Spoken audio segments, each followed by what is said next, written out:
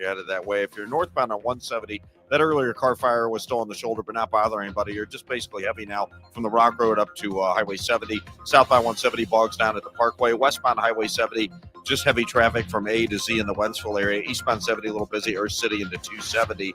If you're on westbound 64, Science Center out to Clayton Skinkers, Spady to Ballas, and then Lake St. Louis Boulevard out to 70, all slow. South 270, just kind of busy from Olive down to Ladue. After that, you're clear. North 270, Manchester to Ladue, still heavy. Southbound 55 from the Joachim Creek down to 67, there's heavy pockets. Westbound 64 slow across the Poplar, and eastbound 64 backed up between 157 and 159. Next update at 5:20 from the Michaels Flooring Outlet.com Traffic Center. News, traffic, and the latest on the Redbirds. This is the Redbird Rush Hour on KMOX.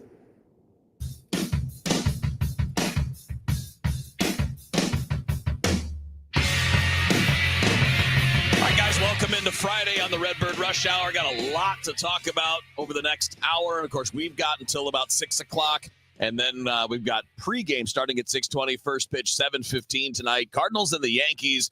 And we're going to spend some time, Bernie Miklasz, Matt Pauley, Kevin Wheeler with you here. We're going to spend some time as we go through the show today talking about the history of these two teams, maybe some lessons that we can learn from the Yankees' spending habits over the last 15 years, things along those lines. But obviously, we got some stuff related to this series that we can kick it off with, guys. First of all, happy Friday. Good to see you, boys. Yeah. Happy Friday. Glad we're here. Yeah, we're here. It's going to be a hot one at the ballpark, man. It's hot out there, isn't it? It is. I was just out. Paul Goldschmidt met with the media in the Yankees dugout about an hour ago. So we were outside for a while today. So we'll play, by the way, we'll play a bunch of that audio back during the Cardinals pregame show. But yeah, it's a hot one for sure. Yeah. All right. Looking forward to that. I figure we should start with, earlier in the week, we got yelled at, Bernie, you weren't here. We got yelled at for making too many apologies for Ollie. And, we've all talked about how that nonsense goes. But today I want to give the team a hard time about this Brendan Donovan thing because he's a late scratch. He's got a foot problem that they think was leading to the groin problem, and he had the foot problem a while back, and he's been struggling since the All-Star break, really even further back than that, right? Since June 1st, but particularly notably struggling since the All-Star break. They think it's a multi-day injury, but they're not going to IL him, so they're going to play tonight without Contreras and without Donovan with a short bench. And I don't know about you guys, but this playing with a short bench with injured guys all the time is pretty frustrating. Yeah, I got to say, I defend Ali Marmol against a lot of really stupid criticism. I do, the dumb, lazy stuff that people jump on that really aren't the manager's fault, or the stuff that all managers do. The number one, there are a couple things that really bother me about Ali, and this is one of them. I don't know why they do this. Listen, and we are consistent. All three of us are consistent. We have been talking about this all season. You clearly have tired players. You clearly have banged up players. You keep running him into the ground, running him into the ground, running him into the ground. And even when a guy like Donovan, because the guy plays hard, he throws his body around. He goes all out. I give him credit for it. But one of the manager's job is to protect a player from himself. And when a player is clearly hurting, and he has not been a good hitter since the start of June, what exactly is the point here? And so this really, really bothers me. I don't get it. The other thing that bothers me is Nolan Gorman is an excellent DH against right-handed pitching, but you would think you'd see him in there every time they start a right-hander. That's not the case. I don't know. Some of this stuff is just very bewildering. Yeah. Look, I don't know whose call it is not to put him on the injured list. I don't know if that's a Mo call or an Ollie call. It's the wrong call. Maybe I'm over the top on this, but I think almost any injury that is a multi-day injury, it's worth putting somebody on the injured list. A multi-day injury, I'm not talking about 2 days, but when we hear somebody say it's a multi-day injury, that's generally 4 or 5 days. And then this is the same thing he's already been dealing with. It's the foot issue that led to the knee issue. So it's a complete we're doing again what we did earlier with the watching this whole thing play out. So if they would have just put him on the injured list the first time and let that thing heal the whole way and be forced not to use him, maybe he would be back to full health now. So yeah, I would if I was a decision maker when it came to a baseball team, man, oh man, would I be very liberal in the way that I use the injured list, because I think more often than not, if you don't IL a guy, there's a good chance that they're going to come back too soon and they're just going to re-injure it, and you're just going to do everything over again. And it's a different thing with Contreras, because what we know is that's a bruise, right? But what we have with Donovan is something that's been coming back that has caused other problems, and it's probably part of the reason why he struggled for the last 2.5 months. Right? I mean, he's been dealing with the foot and then the groin and the knee and the foot off and on here and there. And I just, like, if you were like actually contending, like if you had bought at the deadline and you were fighting tooth and nail to make the playoffs, I would understand not wanting to maybe have him out for an extra 5 days on top of what he needs, or 6 days. But you're not in that position. If you just do this now to get him right, you could get the better version of him. You could, crazy me, call up your top prospect and start getting him run. And if not, at the very least, let's get 10 games of run for Sajasi, while also having Gorman and all the other guys in the lineup that you want to have in there. Yeah, I'm not going to go on the weather whole thing here, but I'm with you. Yeah, me too. No, that's right. It's not like they don't have players they could plug in there, and give Brendan Donovan a chance to at least get as well as he can over 5 or 7, 8 days. The other thing about this too, every time I say this on KMOX or say it on a video or write it, I get blasted. What do you mean you would trade Brendan Donovan? It has absolutely nothing to do with how good I think he is, or how popular he is, or how hard he plays. I admire him. I respect him. Brendan Donovan is 28 years old, and he is an old 28 because he runs himself into the ground. The manager lets him run himself into the ground. He's always got something hurt. He's always banged up. It affects his performance. And the people that want to give him a long-term contract at age 28, he won't become a free agent until age 31. Oh, they're going to have to re-sign him. No, they're not. It's a rebuild. You got to be careful, because the move there, given, I think, the fact that his endurance in terms of staying healthy is really going to be an issue, and it does affect his performance. You have to trade him while he still has pretty high value. You don't wait and then trade him too late, when he's older and he's more banged up and his performance isn't as good. This is just a pragmatic thing. It's not about 26 or 27. It's about stockpiling young talent. So you'll have a more and more and more of it. And that'll help you. That'll get you to the point where you can start winning again. Yeah, I think the interesting thing, and it's kind of like, Bernie, what we were talking about with the injured list to begin with. If you were looking at it and like, next year's a year we can win the World Series, all right, your argument to keep him is there, but you're also talking about a position of depth where you have multiple guys. I mean, look, second base is the most likely long-term home for J.J. Weatherholt. Yeah. So if that's the case, and you do need to move players, part of this is not about, nobody wants to move Donovan, but part of it is he has real value to a contender, because he can play 5 or 6 positions, and he can bat first or second in the order and get on base 36, 37% of the time. Like, that's going to get you quality, where some of the other guys you might want to trade may not get you that. Exactly. I know. I agree. And again, says I got nothing but respect for Brendan Donovan, but when a team's entering a rebuild, and this is basically the first year of a rebuild, and it's going to accelerate under High Bloom, you got to make pragmatic decisions. You don't make emotional decisions. You don't say, well, he's popular, so we better not trade. I hate to say it, but when you're rebuilding, it's got to be kind of a cold-blooded time. Go ahead. Sorry. I was going to take a left turn here, but we've spent so much time talking about the runway for Gorman and Walker, but a guy that you mentioned earlier, Kevin, it feels like to me we're at a point right now where it'd be really good to learn something about Thomas Sajasi. Yeah, I mean, he's on the roster. You don't like the fact that he's barely playing, and now you have an opportunity to maybe get him in there a whole bunch more. There's value in that, and he's done a really nice job when he's been given that opportunity. I know he went through a little bit of a lull when he came back the last time, but for the most part, he's been pretty good this year at the big leagues. Yeah, and he's been better when he gets to play, right, Bern? Yeah, like you look at Sajasi, I'm calling it up now because I want to be accurate. You look at him, and in his last his last 6 games, I mean, he's 9 for 22. He's batting .409. Yeah. Oh, but we can't put him in there. Yeah, this is the thing that's it just feels like such an obvious thing. Get the hurt player right. Get more at-bats for another young guy. Don't have the clutter that you have right now. And then when the player is healthy, bring him back and let him be himself. I mean, you sold at the deadline. You've already told us what your view is of your team. This really, really shouldn't be hard. And we have a message by from Walt Mosby there, and I appreciate the comment.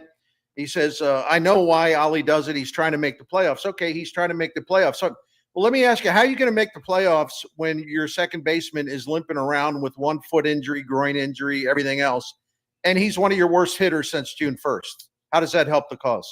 I'm just curious. Yeah, it's tough, man. I mean, I think that's, again, we'll bring this back up on the other side of this, because I think this is the interesting continuing conversation. They just won't commit to the direction. You got to play it both ways. We're going to pick up that part of the conversation coming up. It's Bernie Miklasz, Matt Pauley, Kevin Wheeler with you here on the Redbird Rush Hour on KMOX. I'm Ed Evans, CEO of Consumer Cellular. We're dedicated to serving people 50 and up like me. Our needs are different. Big Wireless wants us in an unlimited plan, but if you're not using all that data, you're probably getting used. At Consumer Cellular, we're focused on affordable, reliable plans, including data that suits your needs, not ours. Our plans start at just $20, and you'll get the best customer service in the business. Call 1-888-FREEDOM, visit consumercellular.com/facts, or a store near you. Plans include $5 credit for auto pay and e-billing. See site for additional facts.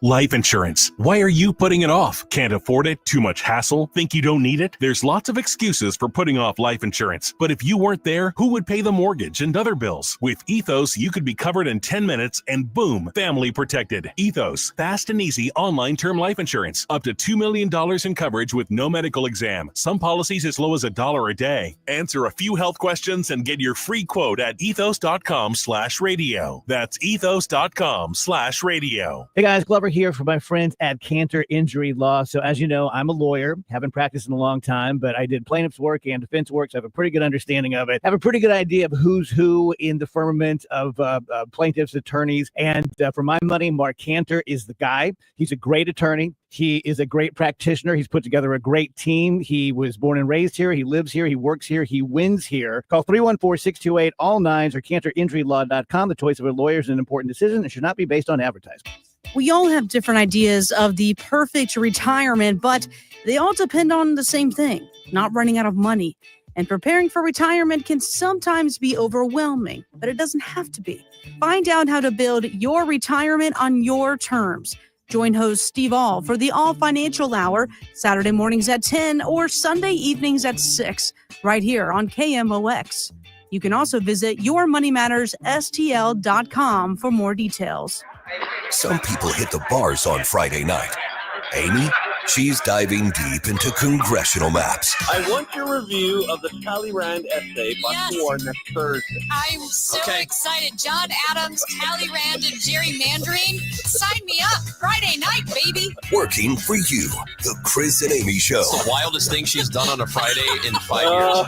Weekdays at 9 on the voice of St. Louis. 104.1 FM KMOX. Traffic from the MichaelsFlooringOutlet.com Traffic Center. Well, the only jams we have out there right now are on the eastbounds. This traffic reports a service of Metro Transit heading into Illinois on eastbound 270 or jam from Bell Fountain up to an incident that's midway between the Chain Rocks and Canal Bridges. And, of course, eastbound 64, you've got that roadwork jam that's just east of 157 all the way up the hill to 159. Westbound 64, some ball game traffic west of 3rd Street headed on across the Poplar Street Bridge.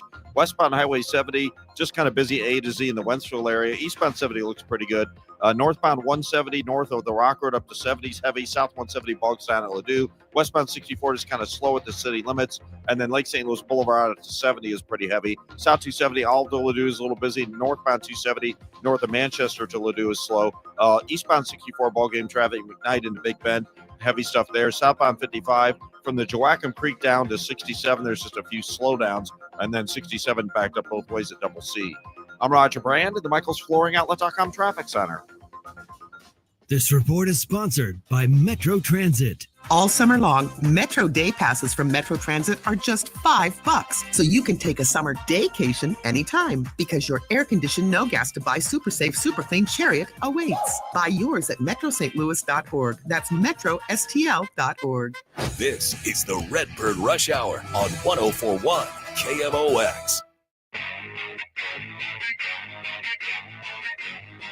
All right, it's Friday on the Redbird Rush Hour. Bernie Miklasz, Matt Pauley, Kevin Wheeler with you here. We're going to pick up on the conversation we were going on with last segment about the direction, once again, being a question with some of the decisions related to injured players. Contreras out again today. Sounds like not really available either, but again, that's more day-to-day because of a bruise. Now they're saying a multiple-day thing with Brendan Donovan, but no roster moves. Nobody's going on the injured list. They're not calling anybody up. And I threw it out there at the end of the last segment. You guys seem to nod your heads, but do you guys think this is just a further symptom of just not being willing to accept where you are? Because if you're in this position where you've already, I don't want to say waved a white flag, but you've declared that you're a seller by selling. So that tends to mean that competition is still going to matter. You want to win, you want to try, but it's not the number one priority. How does that go along with continuing to play this, stringing along a player that's been hurt now for weeks, even if it's a minor injury, and just get him right, get him healthy, put him on the injury list for a week and a half, and play another young guy who you're still trying to find out about? Is that related to the inability to just commit to a direction? Matt, Paulie, I'll throw this in real quick, and then you take over, pal. Here's the thing, and I think sometimes people that run the team or whatever, they can't think it through straight. They're almost like too close to it or something. And okay, so you want to win. Well, we need Donovan in there. We want to win. Well, we got to take our best shot. We're still in it. Okay, that's a nice sentiment to have. It is supposed to be a runway season, however. But the thing of it is, if you are constantly have a situation where you're not playing certain players, but you're not putting them on the IL, how in the heck does it help you, the winning cause, when you're playing shorthanded all the time? Yeah, it doesn't. And I know Brendan Donovan was right in the middle of this, so it's not the greatest example. But you think about the other day when the Cardinals were able to pull out that win against the Rockies and the 9,000 moves that Ollie made there at the end of the game to be able to pull that victory off. Well, he did that because he had a bench full of guys, and that helps you win. So if having Jose Fermin on your bench for 10 days while Brendan Donovan's injured and Thomas Saggese moves from a bench role to more of a starting role, if that's what you do for 10 days, Fermin can help you win ball games. This isn't a terrible player. I'm not telling you he's as good as Brendan Donovan, but you know what? Jose Fermin is better than a guy who's not available that And Fermin actually, when he was up here, he looked really good. He's fine. He's got a shot at being a bench player. Right? He's got versatility. Yeah. He's a switch hitter. He's not, I don't think anybody looks at him and says that's a future starter, but that's okay. That's okay. You're not looking at him to start. You're looking at Saggese getting starts and Gorman playing third and Winn at short, and, just kind of giving yourself the full roster to work with rather than just playing a short deck, which is not a new thing for the team. This is not a 2025 thing. This has been happening for years. No. And it goes back to Schilt and Matheny as well. I don't know what it is. And I think we jump on Ollie because it's the recency bias, so to speak. But yeah, I maybe a mo. I don't get it. Well, it could be. And then Ollie, I think in the case of Arenado, we know he has a hard time saying no to him. He said that on the Gas House Gang, right? He sure did. I know when Goldie was here, he would not. He respected Goldie's wishes. Now Donovan's moved up on the leader category, so now. If Donovan says, "Oh, I can play. I don't want to go on the IL," he respects those wishes. So, I almost half expect Ollie to go across the field and tell Aaron Boone, "Well, listen, if Goldie wants to play, you have to play him." What do you mean he's not in the lineup? So anyway, I don't. As much as I defend Ollie and as good as I think he is in some areas, there are a couple of things where I just kind of throw my hands up. I don't get it. Yeah, this is one of them. This is definitely one of them. All right, Matt pointed this out. Let's throw this out there. They gave a new updated lineup with Donovan being down, and obviously Contreras out. So it's Nootbaar in left, Winn at shortstop, Burleson at first, Herrera's the DH, Gorman at third, Walker in right, Saggese at second base, Pies catching, and Victor Scott the second in center field. So not a big surprise that the move was just Saggese takes the second base position, and then you flip the order around a little bit and put Nootbaar up there at the top. I will say, look at that, and you're like, okay, there's one guy with an OPS above 800 in the entire lineup, and your bottom four goes 615, 642, 610, 617. That's stuff that's got to change for the next time this team is going to be a contender. You can't have 3 or 4 guys like that, and you can't have just one guy. You look at the Yankees. By the way, the Yankees are only 3.5 games better than the Cardinals. That's largely because of injuries to the pitching staff, right? Garrett Cole being down. But they've got... And they can't field the baseball. No, they're a bad defensive team. But you got Aaron Judge with an 1,100 OPS, and Bellinger's 800, Chisholm is 800, Grisham is 800, Ben Rice is nearly 800. I mean, and that's a team that's not good enough. Now, granted, that you're right, but Matt, they're not good enough because they can't catch the baseball and because they've had closer problems. Devin Williams hasn't really worked out there. Weaver's been hurt a good bit over the course of time. And then, Garrett Cole down, Luis Heel just got back. I mean, they've had their share of injuries that explain the difference, but that's a contending lineup when you can put 4 or 5 guys together that are all 800 plus. The Yankees have been a 500 team or a little worse than that for the last couple months. They're falling apart. In addition to the terrible defense, they run the bases terribly, just terribly. Right, yeah. Max Fried has had a real good year overall, but he's been getting ripped in the New York tabloids lately for not stepping it up. Yep. So, like you said, they're 3.5 games better than the Cardinals, and the Yankees have a payroll that's the 40-man $317.4 million this year. So 190 more than the Cardinals. Yeah. So hey, in fact, let's expand this briefly. The New York Mets, the Yankees that were third in payroll behind the Dodgers and Mets. The Mets $340 million payroll. They've lost 13 out of 15. They're 19-33 in their last 52 games. Good job by those New York clubs, huh? Actually, that's a great tease, Bern, because I want to talk about that. All of the money those teams have spent for the last 15 years and no World Series for that. We're going to talk about the impact of money on winning titles. And I also think there's some cool history stuff between the Cardinals and the Yankees. We can kick that around coming up on the Redbird Rush Hour here on KMOX.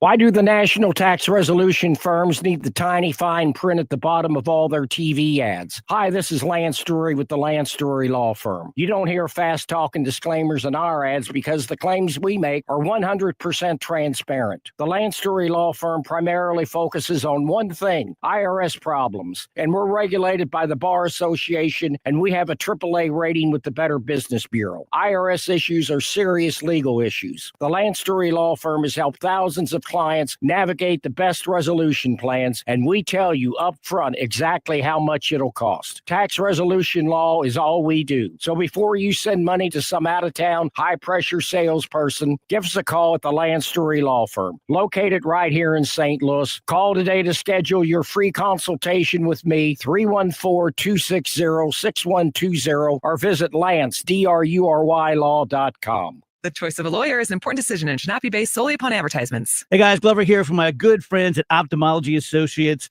So my doctor is Dr. Greg Birdie, and he's my doctor and he is my friend. He is a very, very good, very thorough doctor. His longtime partner, Dr. Malhotra, Dr. Royer, Dr. Brisati, they are the doctor's doctors. Why do they call them this? Because about 250 local and regional doctors go to the doctor's doctors for their eye care. Now, are their eyes more important than yours? No, of course not. But it's a real indicator that they are legit when other doctors go to them when they could go anywhere in the world for their eye care. Whether you're there for a comprehensive exam or you're there for a surgical consultation on LASIK or cataracts, you're going to be treated with respect and professionalism every single time.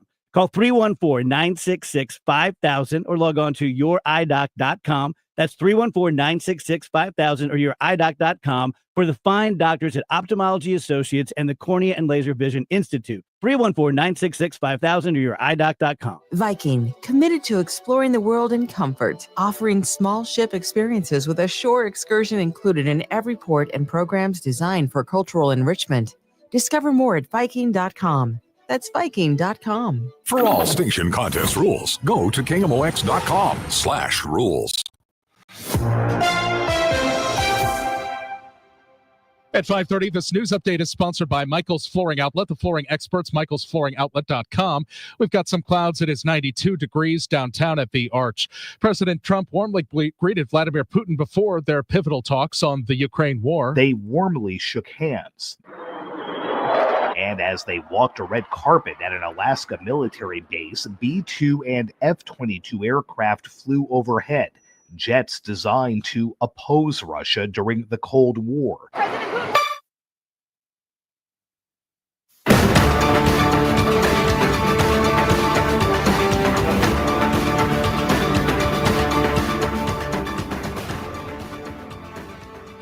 This is a CBS News special report. I'm John Dickerson with Margaret Brennan in Anchorage, Alaska.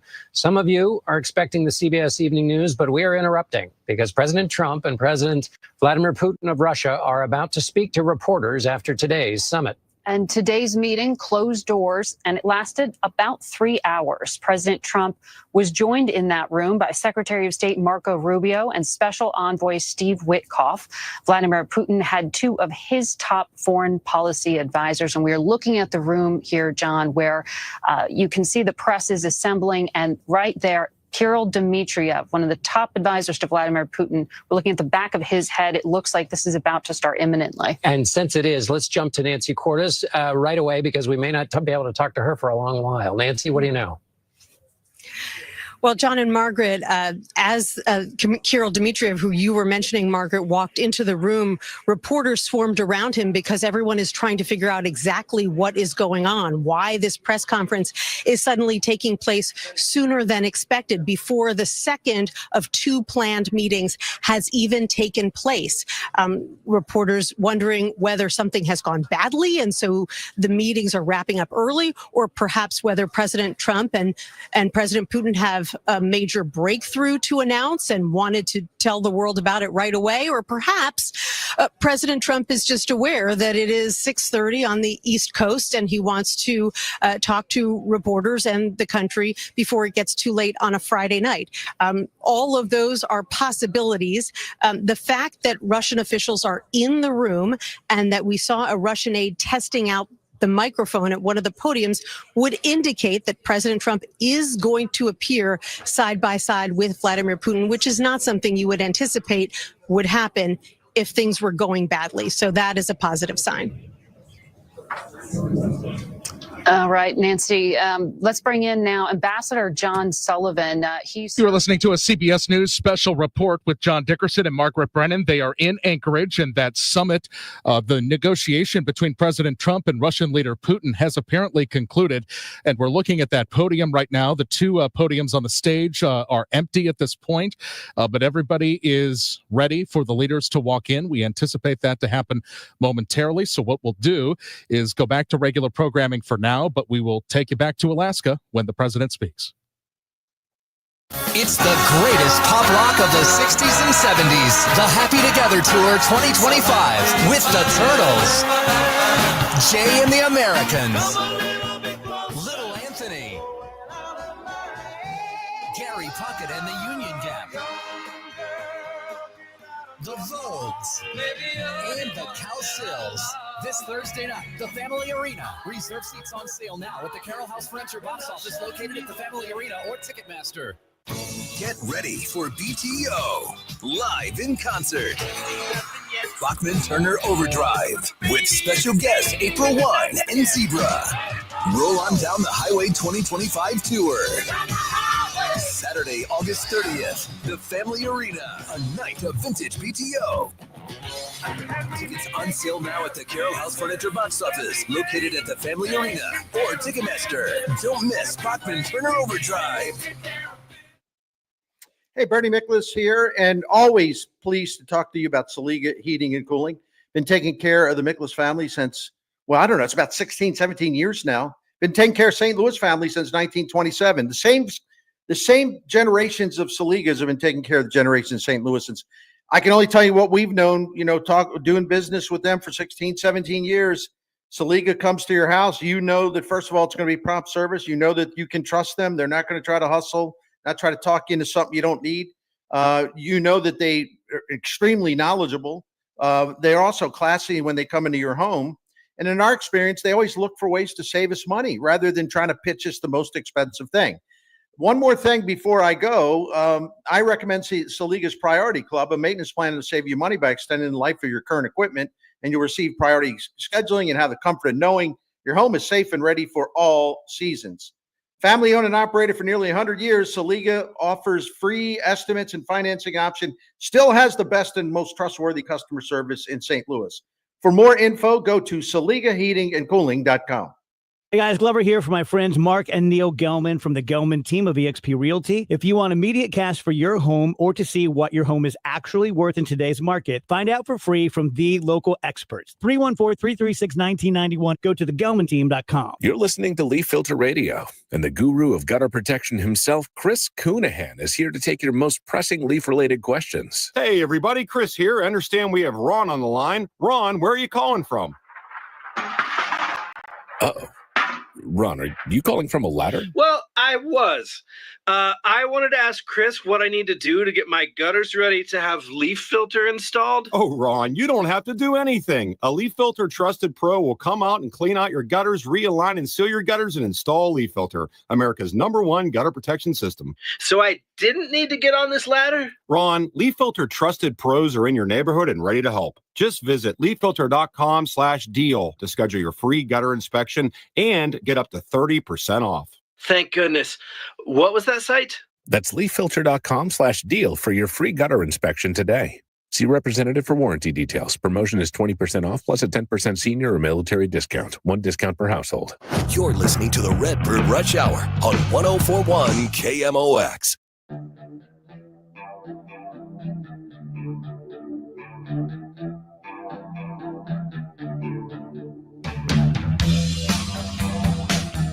All right, back into the Redbird Rush Hour. Bernie Miklasz, Matt Pauley, Kevin Wheeler with you here. Just a heads up, as you heard with Michael Calhoun, there's a chance that we may be preempted for coverage of the press conference that's about to happen in Alaska with Donald Trump and Vladimir Putin. They're both, they're obviously having a meeting. If that press conference starts while we're still going, we will jump to that live so you can hear that. In the meantime, we're talking about Cardinals and Yankees. And you know, in this, and that's a really weird transition, but there's no easy way to transition from one of those things to the other.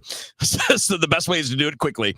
So we were talking earlier on DGS, Bernie, about finances. And, you know, a lot of the complaints we get are about the Cardinals' spending habits and all of that. And, you know, you and I agree, Matt, I know you agree too, that it's about how smart you are, not how much you spend. The Brewers are great proof of that.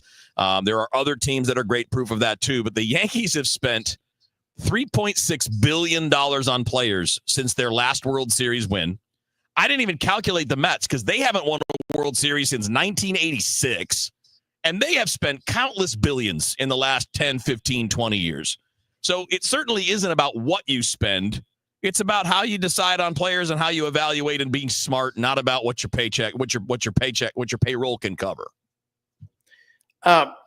Since 2008, the Yankees and the Tampa Bay Rays have played in the same number of World Series, and the Rays have never been higher than 25th in payroll over that time.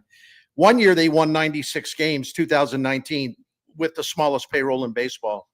Look at how the Cleveland Guardians outpunched their weight class financially. Look at what they're doing now. No, look at Milwaukee, and it's amazing because there's still a lot of people that really don't take Milwaukee seriously because they look at that number 23 payroll ranking and they're like, well, this must be a fluke. How can a team that spends $113 million be this good? Because they're smart. That's why. Yeah. This is gonna sound really dumb. I know it before I say it. So just stick with me here. If you guys will allow it. When the Mets signed Soto, I went, uh-oh. And the reason I went uh-oh is because I had a front row seat to watching David Stearns do his thing in Milwaukee, and he has a superpower of being able to get the most with little. And when all of a sudden your owner is like, hey, here's a blank check and you can sign this guy for whatever it's going to take, I went to myself, does this change the David Stearns way of doing things? And it probably doesn't. And the Dodgers spend a lot of money and they won a World Series. Like, I know how dumb that sounds, but that was the first thought that went through my mind. Like, this is not a David Stearns move. No, but even the Dodgers, right? Like, if we took the Dodgers, Mets, and Yankees combined, they have 3 World Series in the last 15, 16 years. Like, even the Dodgers have spent crazy money to get what I would call kind of 1.5, because 2020 they earned the postseason, but I mean, it's a weird year. So, you know, it's really good proof that spending is not necessarily going to do it. Although when the time comes, you do need to spend to keep your stars and do things like that. I mean, I think that's very clear as we go. All right, real quick traffic check. We tell you what's going on the roadways. We'll get right back to some more Cards and Yankees on KMOX. Traffic from the MichaelsFlooringOutlet.com Traffic Center. Well, it's not bad if you're headed in for the ball game. The only real backup we have, a couple of them on the Missouri side. Eastbound 64 is on the brakes from 170 just through Hanley. By the time you get to Big Bend, you're back on track. And North 55, barely slow. A little crowded in the work zone there between Bayless and Weber. Westbound 64 downtown ball game traffic is 3rd Street. That is bumper to bumper across the Poplar. Now, Illinois drivers are heading into Illinois. You've got jams. The biggest jam we have, eastbound 270 east of Bell Fountain, bumper to bumper over through the Chain of Rocks. We have an incident midway between the Chain of Rocks and Canal Bridges on eastbound 270. And of course, you still have the roadwork delays eastbound 64, east of 157 up to 159. South 170, ball game traffic, Parkway down to Brentwood, a little busy. After that, it sorts itself out. North 270, Dorset, midway up to 70. The right lanes are slow. Also, midway up from Manchester to Ladue, North 270 is a little busy. Westbound 64, Prospect out to 70. Westbound 70 just sort of slow past 61. And southbound 55 just a little busy from A down onto 67. I'm Roger Brand at the MichaelsFlooringOutlet.com Traffic Center. All right, we pick it back up with the Redbird Rush Hour. And again, we may be preempted here in a few moments by President Trump and Vladimir Putin speaking in Alaska during their talks about the war in Ukraine. So again, when that happens, we will step aside for coverage there. But in the meantime, continuing the baseball talk. And the other thing we kind of touched on, Bern, was the interesting history of these two franchises. And, you know, look, that's 37 World Series wins between these two, 27 for the Yankees, 11 for the Cardinals. That amounts to 32% of all the World Series that have ever been won. You know, every time I hear something like that, it does make you just kind of shake your head and just say, gosh, it's really remarkable. And even if you go by, you know, since Bill DeWitt purchased the Cardinals in 1996, he's owned the team for 30 years. The Cardinals, in terms of postseason wins, things like that, they're right there with the Yankees. They're right there with the Dodgers and right there with the Braves. The point being that, gosh, when you have kind of a winning heritage, it may go down for a while, but there's something about some franchises, you know, they're not going to stay down for long. There's winning is in their blood, and the Cardinals are having a downtime right now. But how many times in the last 30 years has anyone even mentioned rebuilding? Cardinals fans have had a very fortunate. I understand their frustration right now, but yeah, very, very fortunate. But I think the only thing I want to be careful here, because I'm not comparing the amazing heritage and legacy of the St. Louis Cardinals, which is second to only basically the Yankees, as we just mentioned. But there are some teams out there that have pretty good heritage and pretty good legacies. The Cincinnati Reds, the Pittsburgh Pirates. I mean, those have been really good organizations for the most part of their existence. And they've been in a really, really tough spot for a long time. So I think you're right. The Cardinals are going to get out of this, and there's something about the Cardinals, but I also don't think it's kind of a birthright just because of their history. There's going to be some things they have to do to make sure that they don't go that path. They got away from their heritage by neglecting the player development system that had been their lifeblood.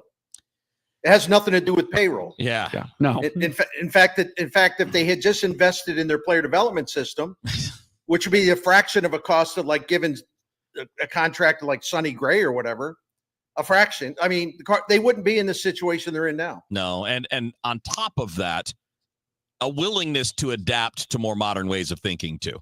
Yeah. Right. I mean, that's a part of it. You've got to be willing to see, oh, wow, velocity matters, strikeouts matter, and then, kind of get in the mix with that. You look at the Cardinals and what they're spending now on this project down in the farm system and player development. We're basically talking about what it costs them. It's less than what it costs them to give Miles Miklasz a second contract extension. A lot less. Now lot less. Yeah. Like a lot less. And so what's more important? Well, we better extend the contract of a guy that's got a 5 ERA, or no, let's put that money. So we'll have the state-of-the-art farm system and player development system again. See, they got away from the George Kissel type heritage, and that's what cost them. And they got to prove that they've learned from their mistakes. Where would they be if they would not have signed Lance Lynn and Kyle Gibson last year, and they would have taken that $25 million and put it all on one player, and then maybe even a little bit early, let the Michael McGreevy's and the Gordon Graceffos and those sort of guys come up? I think they would be in a much better spot right now. Yeah. I think so. Yeah, I think so. And I would say we can extend that back even 2 or 3 years. If you don't jump the gun and say, well, we got to sign Miles a full year before you needed to, right? You had a full year left on his contract and he was like 35. and you extended it a year before. I mean, that move was like insecurity. Like, oh no, we don't have anything. Well, address that later. You don't have to buy in on a 35-year-old a full calendar year in advance. Because if they had waited until after the last year of that first contract, they wouldn't have given him that money. No. Yeah, and pardon me, once again, it's just got away from what they have done better than just anybody. Yeah. I think I told you guys this story, but I'll say it again, and I'll give it the quick version. I had a conversation with Theo Epstein when he was running the Cubs still, and this was after they won the World Series. And he was talking about the Cardinals, and he told me, the one thing about that team that just drives me crazy, and everybody that makes baseball decisions crazy, it's like, how in the world did they continue to develop starting pitching at such a quality high rate that they do? Yeah. We look at them, we're trying everything, we're even trying to emulate them. We can't figure it out. They have it down cold. So remember what I just told you there, and think about how badly do you have to screw something up to where you've lost your touch in that area where you had, and Theo Epstein told me, he said, they have a huge advantage of us, at least in that area. Yeah. Because we're bonkers. We can't, we don't understand how it can happen, but they keep doing it. So my people out there, you got to learn what's important. And it's not like counting payroll dollars. It's a lot of it has to do with developing players to the point where one day you're going to have to pay them a lot of money. Yeah. But develop them first. Mm-hmm. Not a big secret, right? Look at the 06 and the 11 teams. What was at the core of that? Your guys, your stars, Albert, Yachty. I mean, even to a degree, Waino, because you traded Carpenter for him when he was A-ball. Yeah, Carpenter was a guy you got off the scrap heap and you made him into something. I mean, it's nothing that we haven't seen them do, but they, as you point out, they got away from it, and really no good reason why they would have gotten away from that. All right, they're not. Yeah, they're not in the. They don't win the pennant in 13 without Michael Wacha, another guy they drafted. Great point. Yeah, So, I mean, think about all those guys. Wacha, Jaime Garcia is an international signing. Jack Flaherty. I mean, it was like Lance Lynn. It was nonstop for about 10 years, and then it just stopped. There was a time, and I know, he's been forgotten, and I understand because he flamed out. Carlos Martinez was damn good for about 3 or 4 years. Yeah, he was. Really good. Really like elite, like top 10 in the National League for a couple of those years. All right, we might have another segment. We'll see what happens in Alaska. We'll let you know in a few minutes here on KMOX. Hey guys, Glover here with my friend Mark Cantor at Cantor Injury Law. So as you know, I'm a lawyer, so I take this very seriously. Mark is a great attorney. He has a great team. He is from St. Louis. He is local. Call 314-628-9999 or visit cantorinjurylaw.com. The choice of a lawyer is an important decision and should not be solely based on advertisements. Don't miss Mosby Building Arts Home Improvement Shows Saturdays from 11 a.m. to 1 p.m. on KMOX. One of the last call-in shows where you can get live answers to your remodeling, design, and construction questions. Tune in Saturdays at 11 a.m. Selling your car online sounds easy. Snap a few pics, list a price, then what? Wait weeks? Haggle with strangers?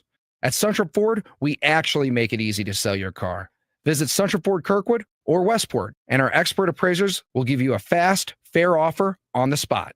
Or skip the trip and get an instant quote at suntropford.com. No guesswork, no games, just the best price. Visit suntropford.com today. Get more at Suntrop Ford. We started Neovitin because we wanted to create a multivitamin for ourselves. That's why we focus on quality ingredients and formulas with our multivitamins. Neovitin 50 Plus multivitamins are formulated with over 20 vitamins and minerals, along with our 4-ingredient physician-formulated proprietary blend for the highest quality daily nutritional support. Give Neovitin 50 Plus multivitamins a try for yourself. Find them at your local Schnucks, Deerbergs, and online at neovitin.com. Traffic from the MichaelsFlooringOutlet.com Traffic Center.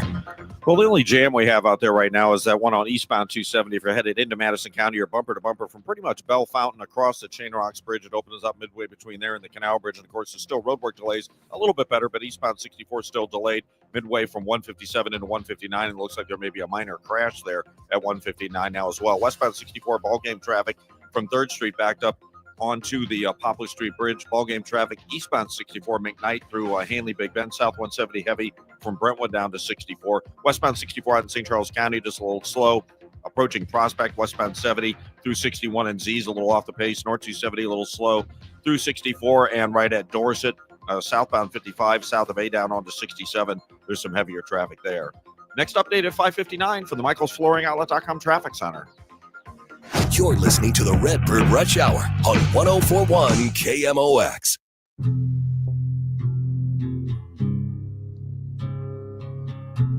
All right, the Redbird Rush Hour, Bernie Miklasz, Matt Pauley, Kevin Wheeler. We may finish this thing.